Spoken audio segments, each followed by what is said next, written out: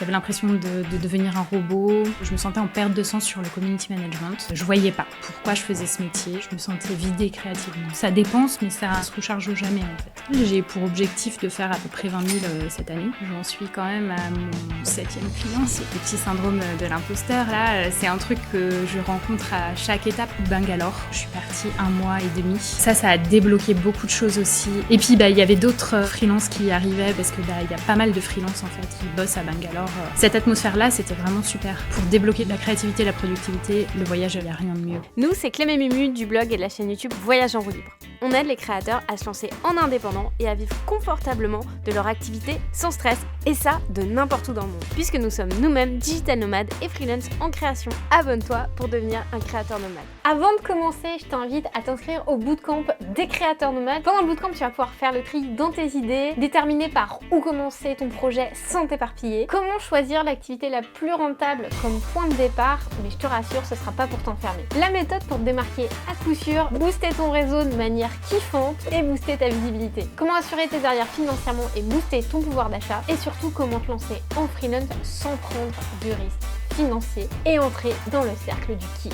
C'est gratuit, je te mets le lien dans la description. Allez, c'est parti. Bienvenue Amandine dans le podcast des créateurs nomades. Ça me fait très plaisir de t'accueillir ici puisque tu es membre du campus des créateurs nomades et depuis peu tu fais aussi partie de l'équipe Clem et Mumu.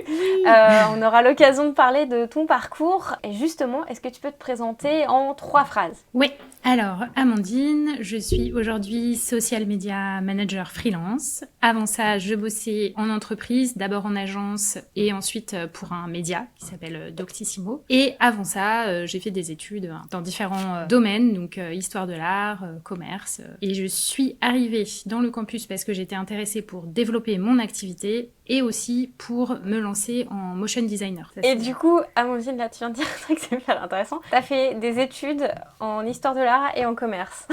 Ouais. C'est étonnant comme mélange.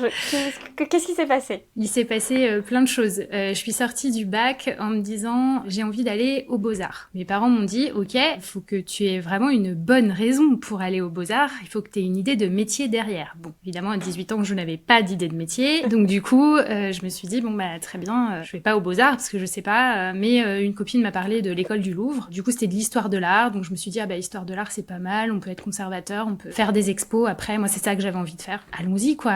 Faisons le concours. Et voilà, j'ai passé le concours, je l'ai eu. Donc, 4 ans à l'école du Louvre. J'ai adoré, c'était super, mais sauf que...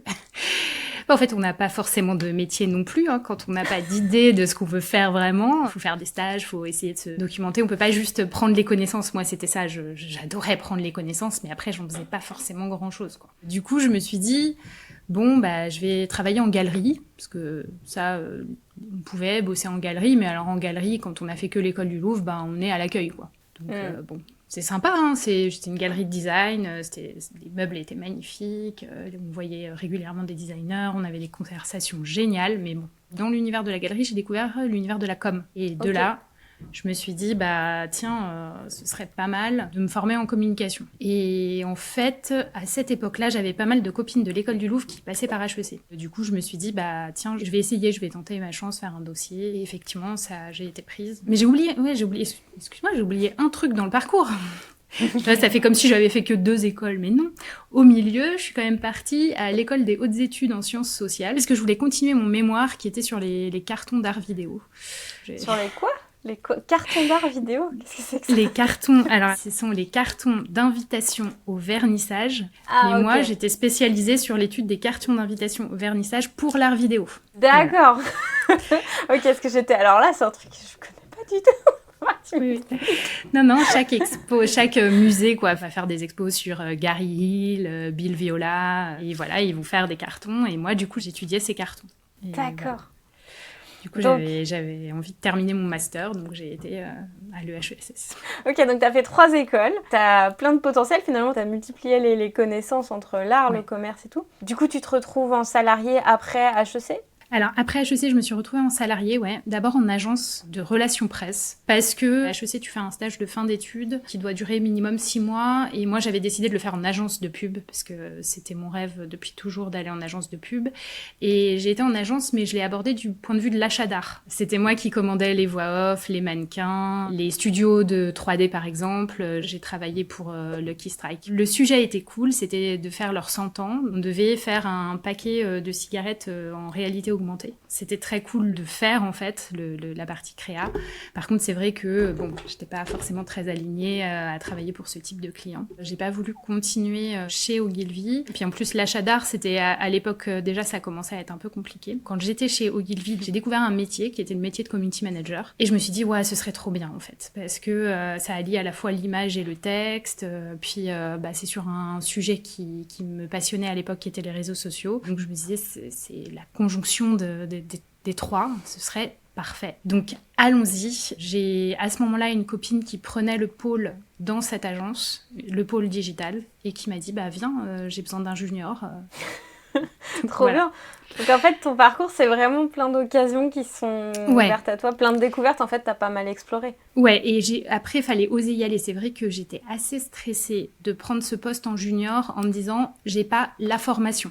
C'est-à-dire que, on l'a vu, j'avais quand même 14 formations, mais j'avais pas celle qui dit « tu es community manager, oui, c'est bien, bravo ». Donc du coup, je me disais, je sais pas si je vais faire le job. Heureusement là-dessus, j'étais engagée par une amie. Elle me disait « de toutes les façons, t'es en junior, on va pas te demander des trucs au-delà de ta capacité, et le but, c'est à moi de te manager pour te donner les capacités de faire ». Est-ce que ça, c'est quelque chose que t'as rencontré ensuite dans ta vie de freelance, ce sentiment-là ? Bien sûr, et à chaque étape, en fait, ce petit syndrome de l'imposteur, là, c'est un truc que je rencontre à chaque étape. Je peux pas dire à chaque nouveau client, parce que là, ça y est, je me rends compte que ça commence à se lisser. J'en suis quand même à mon 6e ou 7e client. Là, ça y est, ça commence à se lisser. Mais c'est vrai que oui, dès que je vais avoir quelque chose de nouveau à faire, ou quelque chose que j'ai déjà fait mais il y a longtemps. Typiquement, là, j'ai dû faire de la pub pour un client, donc faire des Facebook Ads. Ça faisait un moment que j'en avais pas fait. J'ai été très très paniquée pour la première campagne, quoi. Et ça s'est bien passé ? Ça s'est super bien passé. Il y a eu un petit paramétrage qui a sauté. On sait pas très bien sur Facebook, c'est normal. Hein. Voilà. C'est ça. C'est ce que j'ai appris après en parlant avec des collègues. Ils m'ont dit non, mais ça arrive tout le temps, laisse tomber, pas de problème. Mais là, la deuxième campagne se passe super bien. D'ailleurs, elle se finit aujourd'hui. Mais j'ai regardé les résultats ce matin, c'est très bien, c'est ce qu'on voulait. Trop bien. Bon, alors parle-nous un petit peu de ton expérience ensuite. Donc, on a fait tes études, là, t'as ton premier job en agence. Ouais. Et là, tu as commencé à bosser sur des projets finalement qui te convenaient pas, qui n'étaient pas alignés avec tes valeurs. Alors, chez Ogilvy, oui, c'était pas trop accordé avec mes valeurs. Ensuite, je suis passée en agence de relations presse. Là, ça allait parce que c'était une agence de relations presse lifestyle, donc ça allait. C'est juste que c'était très, très frustrant au niveau du job en agence parce qu'en fait, on n'est pas chez le client. En tant que community manager, on n'a pas accès au contenu. C'est beaucoup de process, donc il faut faire les calendriers un mois à l'avance, les envoyer. C'est compliqué, on n'est pas dans l'actualité du client, on gère que du contenu, ce qu'on appelle froid. Ça peut être un peu redondant, un peu rébarbatif, quel que soit finalement le sujet, quoi. Ça, pour un multipotentiel, c'est génial de travailler en agence et d'avoir surtout une agence lifestyle parce que on passe du shampoing au mondial du bâtiment en passant par les riz pour risotto. C'est incroyable. Du coup, la variété de sujets, je l'avais, mais j'avais pas la variété de moyens, en fait. C'était ça qui était compliqué. On pouvait pas tester différents supports et tout ça. Donc, je me suis dit, je vais aller chez l'annonceur. Annonceur, c'est souvent, on pense souvent aux marques. En fait, moi, je me suis dit, non, mais ce qui serait encore mieux, c'est qu'il n'y ait pas une notion de vente, donc d'aller chez un média. Et là, j'ai réussi à rentrer chez Doctissimo. Ça a été génial, quoi. L'open space, j'appelais ça un amphi au lieu d'un open space. Donc, quand on sait que j'adore étudier, du coup, voilà, ça montre bien que pour moi, j'étais dans un environnement qui était vraiment super pour tester, développer toutes mes capacités. Ça, c'était vraiment super. Jusqu'au rachat. C'est là que ça a été difficile, en fait. C'est que il y a beaucoup de collègues qui sont partis. J'avais l'impression de devenir un robot. Il n'y avait plus la créativité. Le milieu se tendait. C'était compliqué. Et à côté, j'avais un projet qui se dessinait, un projet perso, en fait. J'avais rencontré quelqu'un qui allait retaper une grange dans le sud toulousain. Et là, je me suis dit, en fait, je crois que c'est le moment de partir, quoi. Donc, t'es partie, t'as posé ta dème. Donc, j'ai fait une rupture conventionnelle parce que je leur ai bien expliqué que j'étais plus ou moins bien quand même. Enfin, ça restait le boulot en lui-même. Il y avait quand même une grosse partie d'un truc un peu robot que j'aimais pas trop, mais il y avait quand même toujours un peu de possibilités. Puis les collègues, ceux qui restaient, étaient quand même super et tout. Donc, j'aurais bien expliqué que moi, c'était un projet que je voulais faire, mais je voulais pas vraiment partir parce que j'en avais ras-le-bol de Doctissimo, etc. C'était pas vraiment ça. Donc, du coup, ils m'ont accordé une rupture conventionnelle pour que je puisse développer mon activité en venant m'installer dans le sud. Je dis ça parce que c'est important de voir aussi que pour les RH, si on leur propose un projet plutôt que de dire j'ai envie de partir comme ça, ils peuvent être plus attentifs à négocier des ruptures conventionnelles aussi. Super intéressant. Donc là, tu as ta rupture conventionnelle et tu t'es lancée en freelance à ce moment-là? Je me suis pas lancée tout de suite parce qu'en fait, tout de suite quand je descends, donc je quitte fin 2019, quand je descends, il y a pas de maison quoi. On vit chez des voisins qui nous ont gentiment prêté un petit bout d'appart. Donc d'abord j'aide mon compagnon à faire les travaux jusqu'en avril 2020. Et en avril 2020, là je me suis lancée. Ouais. Qu'est-ce qui s'est passé? Voilà. Avril 2020, c'était trop cool parce que j'avais déjà quelques personnes. C'est un peu ce que tu dis toi, tu sais, j'avais pris quelques clients dans ma poche. Avril 2020, ça s'est très bien passé. J'ai fait franchement 6 mois super. J'ai bien travaillé. J'ai travaillé pour Open Classroom avec qui j'ai fait des programmes de cours. Et j'avais après des petites missions en free sur différents clients. Donc ça, c'était bien. Ensuite, j'ai rencontré Le Chemin de la Nature aussi avec qui j'ai travaillé pendant presque 1 an sur tout leur contenu, etc. Donc ça aussi, c'était super. Enfin, vraiment, j'ai eu 2 très bonnes années. Sauf que, et ça c'est le risque des free, c'est qu'on est à fond sur notre client et puis en fait on réfléchit pas à qu'est-ce qui va se passer une fois que la mission est terminée. Comment on continue à travailler sur soi, sa société, etc., etc. Et puis aussi moi je commençais à en avoir marre des réseaux sociaux et j'avais vraiment envie de me lancer sur du motion. J'avais envie de faire quelque chose de plus créatif. Et donc pour ça j'ai fait une formation évidemment. Alors Amandine, si vous l'avez pas compris, elle est multipotentielle. Hein. Non, ça se voyait pas trop. Si vous connaissez pas, mais en gros, multipotentiel, c'est quelqu'un qui se forme beaucoup, qui s'intéresse à beaucoup de sujets, qui va suffisamment bien pour comprendre puis qui passe à autre chose mais du coup, ça fait que t'as plein de tentacules et ça fait que t'as un profil hyper intéressant. Donc là, tu te lances dans une nouvelle formation. Et tu gardais ton statut de freelance à côté de ta formation? J'avais toujours le statut de freelance parce que j'ai commencé la formation, j'avais encore des missions avec Le Chemin de la Nature et puis avec Open Classroom aussi. Donc je gardais ça. Okay. Et la formation était en distanciel du coup, avec mon compte de formation, j'ai fait ça. C'était bien, mais c'était pas... Déjà, je l'ai pas orienté complètement motion, j'ai pris un truc un peu général, enfin bon, pas terrible. Et puis au final, je suis sortie, je pratiquais pas, donc en fait, j'ai pas mal perdu au final, quoi. Donc c'est comme ça que je vous ai rencontrés. Comment on s'est retrouvés sur ton chemin? Alors, je pense que d'abord vous êtes retrouvés sur mon chemin à la suite d'un article de Iris du blog Les Nouveaux Travailleurs, où elle parlait des slasheurs, des digital nomades, etc. J'ai d'abord téléchargé le guide. Je me suis dit, ah ouais, c'est super intéressant. Et puis du coup, ensuite, j'ai vu que vous lanciez un bootcamp. Je me suis dit, tiens, je vais y aller. C'est là, en fait, où je me suis dit, non mais en fait... c'est ça, quoi. J'ai besoin d'avoir ce type de communauté, parce que oui, avec mes autres formations, j'avais aussi des communautés d'alumni, etc. Mais c'est pas pareil, parce que c'est pas des gens qui sont dans la même réalité. Ce que tu veux dire par là? Je pense notamment à HEC, parce qu'à HEC, on vend beaucoup le réseau. C'est très bien, mais c'est des gens qui n'ont pas exactement le même profil que moi. Pas forcément. Il y en a, mais pas forcément. Là, trouver des gens qui sont créatifs, intéressés par toujours 12 000 trucs, qui, en plus, se lancent en freelance, et voir qu'il y en a qui réussissent à surtout avoir leurs différentes voiles, en fait. Moi, c'est un peu comme ça que je le vois, quoi. C'est comme si on avait différentes voiles. Donc, il y a la voile community management, il y a la voile motion. Moi, j'ai aussi la voile jardin, potager. Toutes ces voiles-là, ça te permet d'avancer, mais si tu ne sais pas comment les tirer correctement, comment les orienter et tout ça, en fait, t'es un peu perdu, quoi. Ça m'a marqué, ce côté où tu parles de galaxie. C'est que vous avez vraiment une galaxie. Ça c'est génial, quoi. En fait, c'est ça, quand t'es multipotentiel, souvent tu te sens enfermé dans une case et puis tu rentres dans une boîte et puis tu dois pas... C'est ce que t'as vécu en agence, finalement. Où tu rentres dans ta boîte, tu dois suivre ce qu'on te demande de faire. Et en freelance aussi, ça peut être compliqué parce que les clients peuvent être désorientés. Et du coup, de réussir à faire en sorte de faire que ton bateau soit à l'image de ce que tes clients veulent et que toi, t'aies tout ce que t'as envie dedans, c'est tout un art. Ouais. Et c'est vrai que dans la communauté... il y a de tout, non? En termes de profil, il y a des beaux bateaux de toutes les couleurs. C'est clair.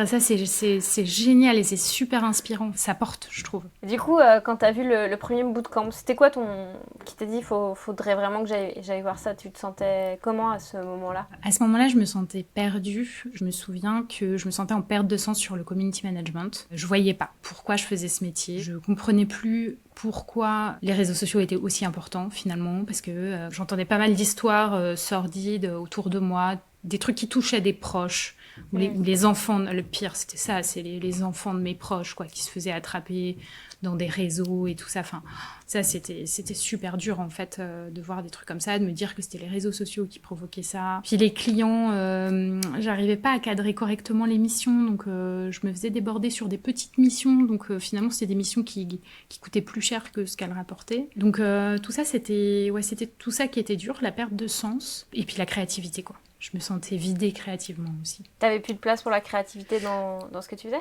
Ouais, j'avais l'impression d'être vraiment un robot. Dans une espèce de productivité comme ça qui court, mais qui te recharge, tu te recharges pas, quoi. Ça dépense, mais ça se recharge jamais, en fait. Et aujourd'hui, tu te sens comment? Bah, carrément rechargée. Déjà, aujourd'hui, j'ai des outils pour comprendre. Vous parliez à un moment donné de biorhythme dans un de vos articles, par exemple. C'est super important, effectivement, de comprendre les moments de la journée où on est bien, les moments de la journée où on n'est pas bien, ce genre de choses. De se dire, bah là, c'est une journée où j'ai pas dormi. Ça sert à rien de me demander la lune. Toutes ces gestions-là, déjà, m'aident à moi accepter qu'il y ait des moments où c'est pas créatif. En fait, ça va pas être créatif, faut l'accepter. Mais ça, c'est clairement en voyant et en discutant avec d'autres personnes du campus en fait, parce que il y a plein de gens qui sont comme nous, qui cherchent à comprendre comment marche leur créativité, etc. Et du coup, de les regarder faire, d'entendre leurs histoires, ça t'aide à toi à te dire ah oui, ce bout d'histoire-là, je peux me l'approprier, ah cette expérience-là, elle est intéressante. Effectivement, je vais essayer de pas faire comme elle me dit, parce qu'effectivement, ça a eu l'air d'être compliqué. Enfin voilà, toutes ces histoires-là, ça aide à gérer et à comprendre qu'il y a des pics de créativité. Donc là, faut en profiter, c'est la vague, faut surfer. Et puis, il y a des moments où il n'y a pas de vague. Bon, c'est ok, on va poncer son surf, on va recoudre sa combi, voilà. C'est des moments où on fait autre chose, quoi. J'adore la métaphore. Mais carrément, tu peux pas être à 100% tout le temps. Et les moments d'homme, en plus, c'est des moments qui sont hyper importants parce que ça veut dire que ton corps, il peut pas. Ton cerveau, il a besoin de repos, il a besoin d'absorber des nouvelles choses pour après avoir à nouveau une énergie. Je pensais à ça l'autre jour, je me disais en fait, tu sais, quand t'es dans le rythme métro, boulot, dodo, en fait, on te demande d'avoir toujours le même rythme. C'est toujours la même musique, en fait. Une constance. Il y a des personnes à qui ça convient, mais c'est un peu comme un battement de cœur, tu vois, c'est toujours pareil. Et encore, quand tu cours, ça augmente, ça baisse. Mais une musique est tellement plus intéressante quand il y a le rythme qui varie, quand il y a des choses qui se passent. Et quand ta vie, t'acceptes que c'est une musique et qu'il va y avoir des moments doux, puis des moments où ça va pulser, tu sens le démarrage de la musique, là tu sens que ça ralentit pour bien pousser après, ça rend la musique plus agréable. C'est super juste. Comme nous, tu vois, les périodes de bootcamp sont très intensives. Et après, on va être plus concentré sur des périodes plus calmes. On a sorti une vidéo il y a pas longtemps sur le fait qu'on allait s'expatrier en Suisse. On a nos moments où on est 3 mois dans notre camp de base. C'est des moments intenses et calmes à la fois, parce que on est intense dans le travail, mais calme parce que tu es dans ton rythme. Mais après, quand tu es en voyage, tu as une autre forme d'intensité qui est différente. Tu es peut-être un peu plus bas en termes de travail, parce que on n'a pas de crèche, donc c'est plus compliqué de se dire « Ok, on va bosser », autant que quand on est au bureau, tu vois. Et en fait, se dire « Waouh, en fait, il faut accepter que tu as tes rythmes ». Et en plus, quand tu es une fille, on va pas se mentir, je sais pas comment c'est pour toi, mais moi, par exemple, mon cycle, chaque fois que j'ai mon cycle, je me dis « Ça y est, c'est fini, j'en ai marre, je veux plus rien faire ». Et en fait, te dire « Ok, non, c'est normal, accepte ». Et c'est quelque chose dont on parlait avec justement en équipage, de se dire il y a 2 moments dans le cycle, le moment des règles, le moment de l'ovulation, c'est 2 moments où il faut accepter que ça redescend, quoi. C'est ok. C'est le moment de sortir ton pot de glace et de te mettre sous ta couette. C'est ça. Et après, il y a les coups de boost aussi hormonaux qui te donnent la patate. On est parti sur des théories hyper loin du corps et tout ça, mais c'est vrai que c'est un sujet qui est important. Donc maintenant là, que tu as rejoint le campus, comment ça t'a aidé dans la construction de ton activité? Tu disais que tu avais 6-7 clients depuis que tu as lancé ton activité, tu as pris ton temps, tu as fait une transition, et tu es tombé dans le piège, tu l'as dit. Et ça, j'insiste là-dessus parce que c'est quelque chose qu'on vous rappelle souvent, c'est n'oubliez pas de continuer de communiquer, n'oubliez pas vos projets perso, parce qu'un client, il peut à un moment donné partir, ou toi tu peux en avoir marre du client et avoir envie que ça s'arrête, tu peux avoir un coup dur dans ta vie, et ça arrive en fait. Toi tu as eu ce moment de creux, comment tu as reconstruit la suite? Alors, ce moment de creux, il est arrivé à la fin justement de mon contrat avec le chemin de la nature, où je pensais repartir sur un autre client. Finalement, ça s'est pas fait. Enfin, et c'est là que le campus est arrivé. Et en fait, ça a été très bien parce que ça m'a aidé à me reconstruire vraiment, à mettre en place finalement un peu tout ce que j'avais pas mis en place. Donc, réfléchir à qui j'étais, qu'est-ce que je voulais faire, comment sécuriser cette activité-là, qui était le community management. Une fois que l'activité est plus sécurisée, amorcer la voile suivante, donc le motion. Donc le campus m'a aidé à voir ça, à comprendre, à définir un peu comme des étapes. À 1 an, qu'est-ce que tu veux faire? Dans 5 ans, où est-ce que tu es, etc. Toutes ces questions que vous posez, sur lesquelles vous nous faites travailler, ça c'est important. J'ai utilisé aussi votre document sur les clés de la réussite, qui est un document qu'on doit remplir régulièrement. Ça, c'est intéressant pour suivre, en fait, son évolution, ses objectifs, etc. Ça m'a aidé justement sur les objectifs, parce que, par exemple, j'avais pas d'objectif. Ça m'a aidé aussi sur combien il me faut pour vivre. Aujourd'hui, moi, je sais que pour que je sois tranquille pendant 6 mois, il faut que j'ai à peu près 17 000 euros. C'est des choses très concrètes, quoi. Et tout ça, ça aide vraiment à avoir une vision business de son activité, quoi. Et qu'est-ce que tu as accompli depuis? Alors, depuis... beaucoup de choses. Déjà, je n'avais absolument aucun réseau social, rien du tout lié à mon activité. Donc déjà, j'ai lancé mon Insta d'entreprise. J'ai lancé mon LinkedIn d'entreprise. LinkedIn, c'est toujours en travaux, hein, c'est le chantier en cours. Mais en tout cas, j'ai continué à travailler sur LinkedIn. J'ai rencontré des personnes avec qui j'ai adoré travailler, typiquement Cécile du campus qui est photographe. On a fait une séance photo l'année dernière à Bordeaux pour mon entreprise. On a fait un live là la semaine dernière pour ma nouvelle offre autour des stories. Vini aussi, on est sur un projet. Pour l'instant, on n'en parle pas encore parce qu'on ne sait pas ce que ça va donner, mais en tout cas, j'espère très très fort que ça va marcher. Ces contacts-là, je trouve que c'est toujours intéressant parce qu'on a plein de discussions. Toutes les personnes que j'ai rencontrées en équipage sont des personnes que je garde parce qu'en fait, on a des échanges très régulièrement. En termes d'accomplissement, moi, ça m'a aidé à structurer mon entreprise. J'ai commencé mon projet perso. Alors après, c'est pas encore terminé, mais en tout cas, ça m'a donné un élan. Et puis vraiment, permis d'apprendre à communiquer assez facilement, en fait, avec mes clients sur comment je peux les aider, quelles sont mes propositions, quelles sont mes offres, etc. Et du coup, tes clients, comment tu les as trouvés? Mes clients, je les ai trouvés parce que justement en m'aidant dans le discours, le campus m'a permis de parler assez facilement à par exemple l'agence immobilière à côté de chez moi. Mais c'était vraiment informel au départ. C'est une partie, un module où vous dites en fait vos clients ils sont autour de vous, parlez-en quoi. Vous encouragez vachement à faire des essais, à dire tiens on essaye sur une petite offre. Donc j'ai eu pas mal de clients dans le bien-être, donc des coachs. Je dis pas mal, c'est pas mal pour moi parce que je suis une petite structure et toute seule, mais c'est 3 clients, mais c'est... Non, mais attends, c'est excellent parce que en freelance, tu n'as pas besoin d'avoir 50 clients. Tu peux même avoir 3 clients et ça te suffit. Hein. Oui, complètement. Non, mais complètement. Voilà. On sent le petit syndrome de l'imposteur sous-jacent. Vous l'avez vu, il est revenu. En action. Du coup, voilà, donc l'agence immobilière, il y a un festival aussi qui est lancé par une amie qui a été une cliente, du coup, donc plutôt thérapeute, bien-être. Et puis, il y a vous. Il y a vous aussi, du coup. Vous, je sais pas ce qui vous a donné envie de travailler avec moi. Il y a eu plein d'éléments. En fait, la première fois que je t'ai parlé, je savais qu'à un moment donné, je te donnerais du boulot. C'est un truc de fou, tu sais que je me souviens très bien, parce que je me souviens que tu m'as dit un truc comme ça. Et je me souviens que tu m'as dit, moi, par exemple, si je te demande de travailler pour nous, machin, et je me suis dit, j'espère.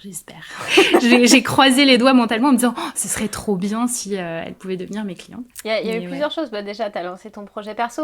Justement, quand t'as commencé à un peu plus communiquer, à montrer ce que tu savais faire et tout, on était tu coches les cases, ok, intéressant, on aime bien tes ongles et tout. Et en fait, le fait de montrer aussi tes valeurs à travers ton projet perso, ça nous a permis de dire, je t'avais toujours derrière la tête, puis un peu de camp, je te jaugeais un peu aussi, tu vois. Mais en fait, parce qu'on sait que autant qu'on travaille avec des personnes qui sont dans le campus, parce que vous avez la même vibe que nous, vous avez la même philosophie, donc c'est cohérent que ce soit une personne du campus. C'est comme Manon, qui est super cool peu chez nous, qui nous aide sur tout l'opérationnel. Ça avait vraiment du sens parce qu'elle connaît le campus, elle est membre, et donc d'aider les autres membres, c'est cohérent, d'aider à la communication, c'est cohérent. Et ouais, t'avais pas mal d'expériences intéressantes, t'avais monté un projet en interne aussi chez Doctissimo, et du coup on s'était dit bon nous on veut déléguer les réseaux sociaux, en tout cas une grosse partie d'Instagram, pour travailler sur les contenus plus longs, qui sont des trucs que je préfère travailler, et voilà, c'est comme ça que ça s'est passé.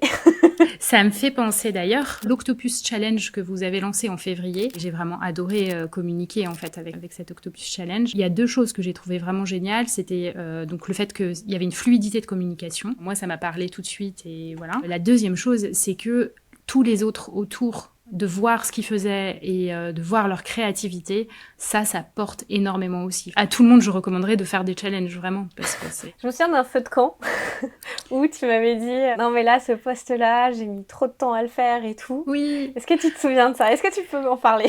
Je me souviens très bien que je te parlais d'un article que je faisais effectivement pour une cliente et où je disais c'est un truc de fou, c'est un article rapide et ça m'a pris un temps fou. Et tu me disais mais en fait cette personne elle t'a fait confiance, on est d'accord, voilà. Et en gros c'était le syndrome de l'imposteur qui revenait. Et du coup j'ai toujours avec moi maintenant ce que tu m'as dit t'as pas un objet, quelque chose que tu pourrais regarder et qui te dirait non mais là ça suffit quoi. Faut y aller, c'est bon, c'est suffisamment abouti, vas-y. Et donc ça, c'est un petit poisson en peluche que j'amène toujours avec moi maintenant, parce que c'est vraiment mon top reminder, quoi.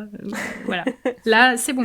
Mais ça, je pense que c'est intéressant d'en parler, parce qu'avec les personnes qui nous écoutent, il y a pas mal de multipotentiels, il y a pas mal de personnes qui sont justement avec cette petite voix qui dira c'est pas assez bien, c'est pas assez bien. Et moi, je repense souvent à Nemo. Dans Nemo, il y a Dory, et à un moment, il y a Nemo qui dit Dory, je suis ta conscience et tout. Je sais plus comment se passait la scène, et j'adore cette scène. C'est vraiment, il faut que tu fasses ça là, c'est bon, tu peux y aller. Et c'est vrai de se dire à un moment donné, ok, c'est bon, si on m'a fait confiance, je fais de mon mieux, puis après on ajuste. Et ça, c'est un message que je veux vraiment passer, c'est faites de votre mieux. Oui. Si ça doit te prendre 1 heure, ça doit te prendre 1 heure et t'en fais pas plus, quoi, parce que sinon tu peux pas t'en sortir. Évidemment, oui, c'est ça. Faut rendre un travail de qualité, mais on a toujours tendance à se trouver pas assez bon dans ce qu'on fait. Du coup, est-ce que t'as des clients récurrents ou t'as des clients juste sur des missions one shot? C'est un peu des deux. J'ai autant du one shot que du récurrent. Le récurrent, ce qui est bien, c'est que c'est rassurant. Par contre, c'est vrai que faire attention, typiquement quand j'étais avec le chemin de la nature, en fait, j'ai dû arrêter avec eux parce que eux, il fallait qu'ils prennent vraiment un salarié ou 2 freelances. Enfin, en tout cas, je les avais plus que uniquement. Que eux tout seuls, quoi. Sur le régulier, c'est le truc sur lequel je veille aujourd'hui, c'est à ce qu'il n'y ait pas trop non plus qui me soit donné pour que j'ai quand même toujours la place pour des choses un peu plus petites ou des projets plus légers. Et alors souvent, ce qui se passe, c'est qu'en fait, je fais d'abord un premier projet. C'est un peu ce qui s'était passé avec vous d'ailleurs. Un premier essai entre guillemets, et ensuite on me reprend. Donc là, par exemple, une amie avec qui je faisais des articles qui me dit en fait est-ce que on pourrait voir pour aller sur plus que ce soit toi qui gères les réseaux, où je propose une stratégie, puis finalement on me dit en fait la stratégie nous on n'a pas envie de s'en occuper, est-ce que tu peux t'en occuper? Trop bien. Est-ce que tu es à l'aise de partager des chiffres de ce que tu génères comme chiffre d'affaires en étant community manager pour donner une idée? Oui, bien sûr, il y a pas de souci. Surtout que cette année, je suis assez contente. Ça reste un bilan de milieu d'année, mais j'en suis à peu près à 7 000 € là. Pour ce début d'année, qui a été un début d'année plutôt bien, mais tranquille. J'ai pour objectif de faire à peu près 20 000 cette année. Ensuite, j'ai eu d'autres années à 30 000 € à peu près. Et par contre, j'ai eu aussi des années... l'année dernière, c'était une année très, très basse où j'ai fait 6 000 €. Donc ça arrive. Alors c'est toujours un petit stress, mais c'est normal. Et j'en ai tiré les enseignements, justement. C'était une année où il n'y avait pas du tout eu de communication, de visibilité. La posture aussi, ça change beaucoup. J'avais une posture très dans la demande. Il fallait trouver des clients, absolument, absolument. Et c'était pas une posture dans l'ouverture. Ça, c'était Marie-Christine en équipage qui avait tout de suite pointé premier équipage. Elle me dit si je peux me permettre, ta posture est très fermée sur je dois avoir 4 clients absolument. Enfin, un truc très fermé, quoi. Et elle me disait, faut essaie d'être dans l'ouverture, quoi. de prendre ce qui vient et d'être plus dans l'ouverture. Et c'est vrai que c'est quelque chose que vous dites aussi avec le campus. Oui, après, sinon, ça se sent parce que Ça se sent. les personnes sentent... Puis toi, t'es pas bien, t'es pas dans une bonne énergie. Donc, il y a un sentiment de, tiens, Et la puis personne va peut-être être négative dans le contrat, il va Ouais. peut-être ça va peut-être être tendu. C'est une impression au final qu'on a tous. On voit quand on a un vendeur qui est trop sur nous, qui est trop dans on sent qu'il faut qu'il vende, quoi. On va partir. Alors que si c'est quelqu'un qui est juste dans la discussion, il est là pour proposer des solutions, mais si on n'a pas besoin des solutions, c'est pas la fin du monde. En fait, ça marche carrément mieux, quoi. C'est clair. Donc, Et du coup, qu'est-ce que t'as préféré dans ton expérience du campus ? le top du top, pour moi, ça reste les feux de camp. Le fait de pouvoir venir, un petit groupe, donner sa problématique, ou des fois, il n'y a pas de problématique. Hein. Des fois, on est là, genre... En fait, là, j'ai pas de motif. Moi, ça m'est arrivé quand même 2 fois de juste dire plus de motif, quoi.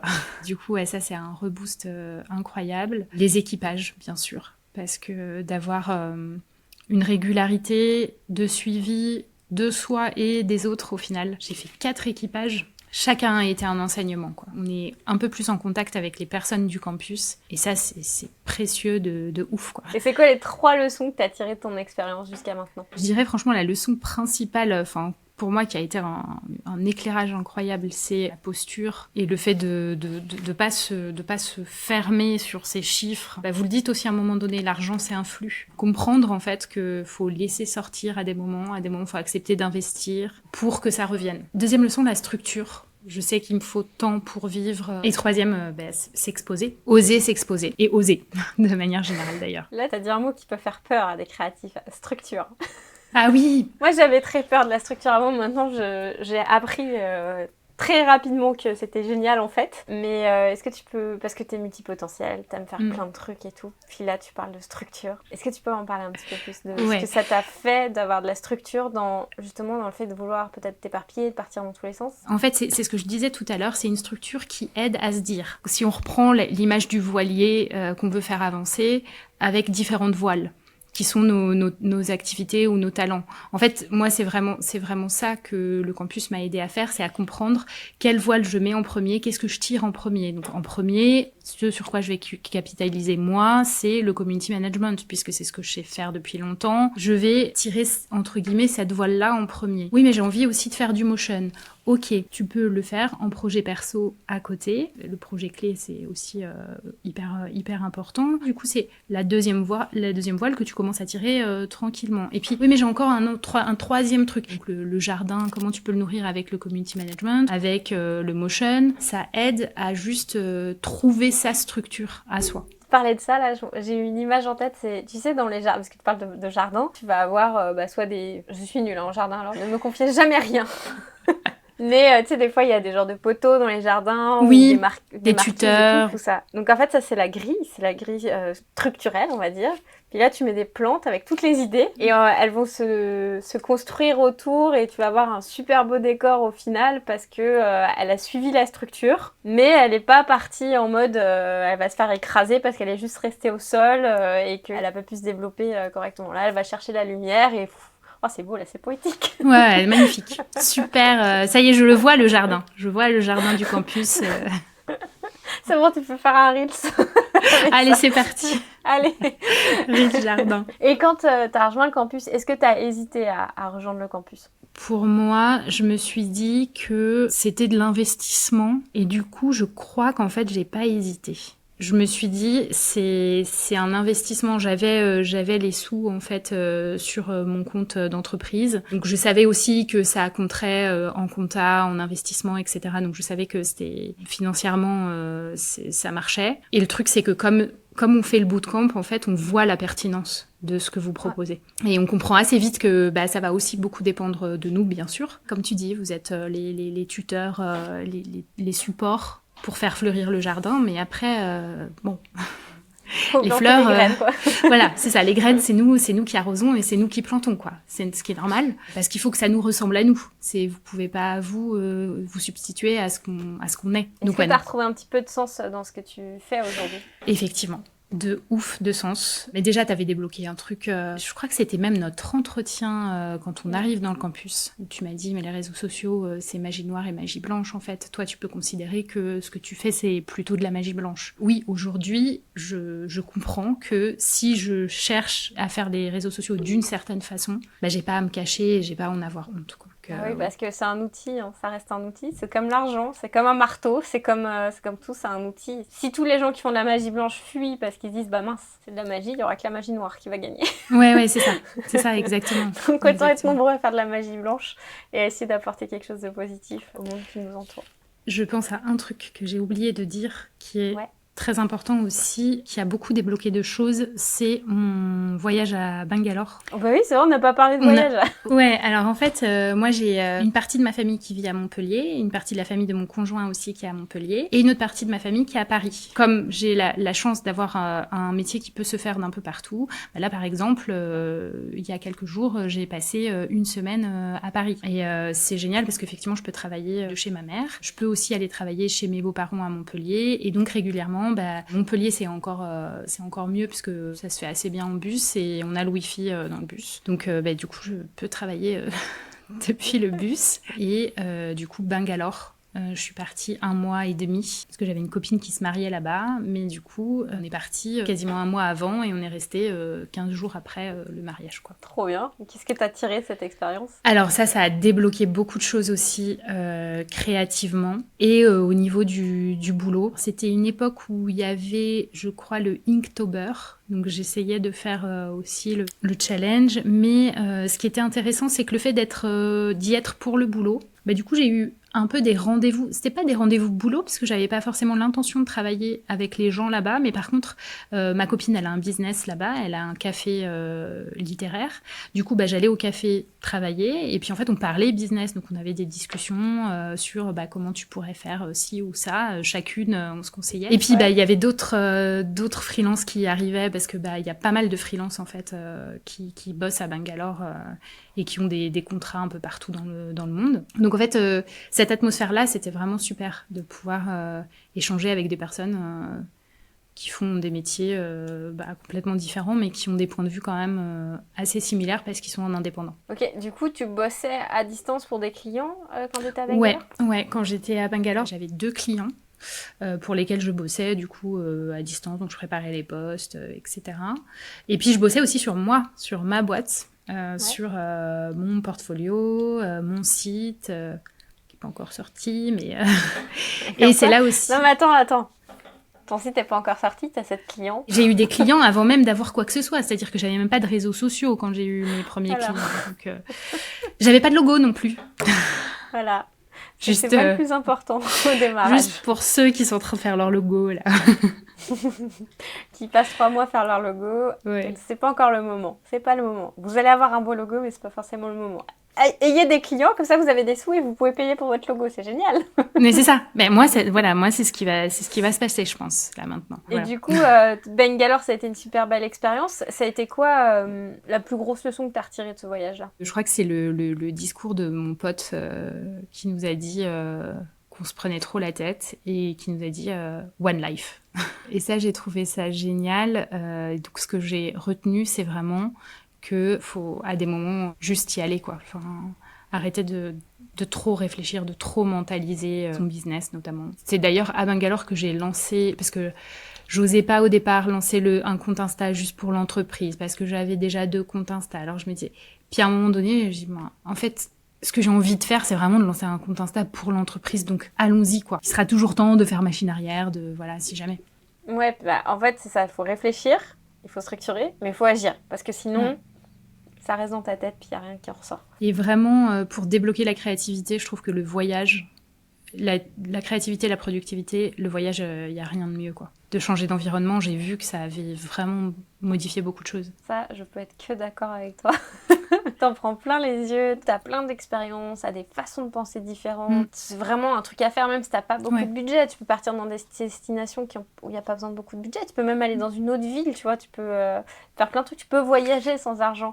Ça, c'est un défi que j'ai donné à un des membres du campus, de voyager sans argent. Parce qu'il se disait, je peux pas sortir de ma situation si j'ai pas de sous. Mais ouais, mais en fait, c'est possible. Il y a moyen de voyager sans argent. Et il y a moyen de t'ouvrir l'esprit, justement, parce qu'il était pas bien là où il était, de prendre une bouffée d'oxygène pour te redonner un coup de boost. Moi, j'ai fait un voyage comme ça, tu vois, la Bretagne à vélo, où t'avais juste une tente de camping, un vélo. Qu'en soit, ça s'emprunte assez facilement, quoi. Et du coup, bon, c'était du camping sauvage. Ouais, ok. Comme tu restes qu'une fois, c'est pas trop grave, quoi. Et c'était super. Trop bien. Amandine, avant qu'on se quitte, qu'est-ce que tu dirais à quelqu'un qui, en nous écoutant, se dit tiens, je rejoindrais bien le campus et qui hésite, c'est fait pour moi, c'est pas pour moi, je sais pas si j'investis. La question principale serait quand même la sécurité financière, c'est ce que vous dites aussi. C'est d'être sûr d'être quand même en sécurité financière. Mais après, moi, ce que je lui dirais, c'est vraiment si tu te sens perdu et que tu as besoin d'un cap, c'est le meilleur raccourci, en fait. Parce que ça donne vraiment toute la structure. Ouais, moi, je lui dirais d'y aller, quoi, clairement. Cool. Et où est-ce qu'on peut retrouver ton travail ? Alors, mon travail, principalement, on le retrouve sur Instagram. Ça s'appelle Lève les bras Maurice avec un underscore. J'explique dedans pourquoi ça s'appelle Lève les bras Maurice. C'est le nom de mon entreprise, du coup. Et voilà, en fait, c'est le canal principal. Et si, bien sûr, sur LinkedIn, Amandine Glaze. Vous pouvez me retrouver aussi. Trop cool. Et voilà. Vous avez Amandine qui est aussi en ligne directe avec vous sur notre compte Instagram. C'est ça. Des fois, quand vous envoyez un MP, c'est moi qui vous réponds. Merci Amandine d'avoir participé à ce podcast. On se retrouve très vite sur le campus des créateurs nomades. Et si toi aussi tu as envie de rejoindre Amandine, de découvrir le bootcamp des créateurs nomades ou le campus, je te mets les liens juste en dessous de cette vidéo. Ça va t'aider à te structurer et à lancer ton activité du mieux possible pour que tu trouves des contrats en accord avec tes valeurs et que tu solidifies ton entreprise. À très bientôt sur le podcast des créateurs nomades. Et si ce n'est pas déjà fait, abonne-toi, partage et voyage.